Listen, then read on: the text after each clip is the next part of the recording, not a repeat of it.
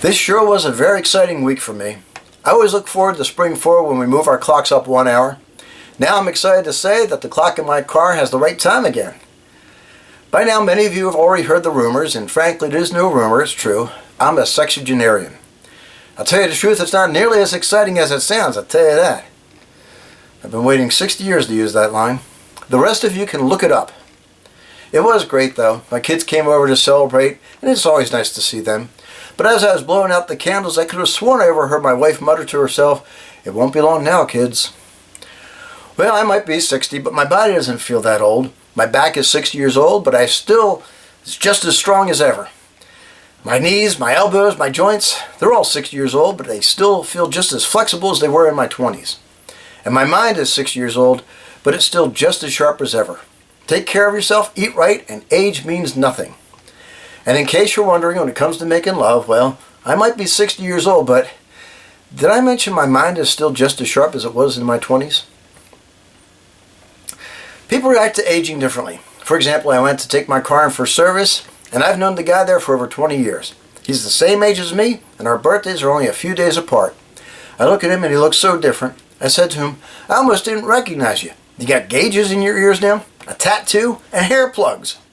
He says to me, "Yeah, I turned 60, and not only did I make those changes, but yesterday I bought myself a motorcycle.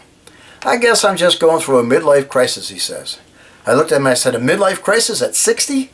More like an 80% life over crisis." After work was done on my car and I got the bill, I really regretted saying that to him. And while I was there, a car pulled into the parking lot with some young kid driving. He was blaring some rap music with lyrics using a type of profanities that I would have gotten fed a bar of soap over if I had used them growing up. And to be totally honest, I don't like rap music. But I don't impugn those that do like it. And for those of you who do like rap music, impugn means to criticize. Turning 60 isn't bad. It really is just a number, but there are some changes that I've noticed. For example, I used to look forward to weekends. Now, I look forward to Tuesdays, because Tuesdays are when I get a discount when I go shopping.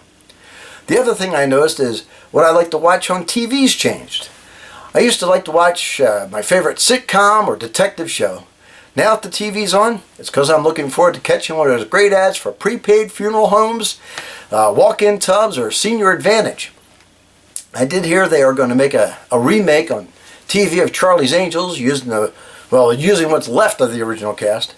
I used to love that show as a teen, like a lot of teen boys did. But instead of calling it Charlie's Angels, they're going to call it Charlie's Visiting Angels.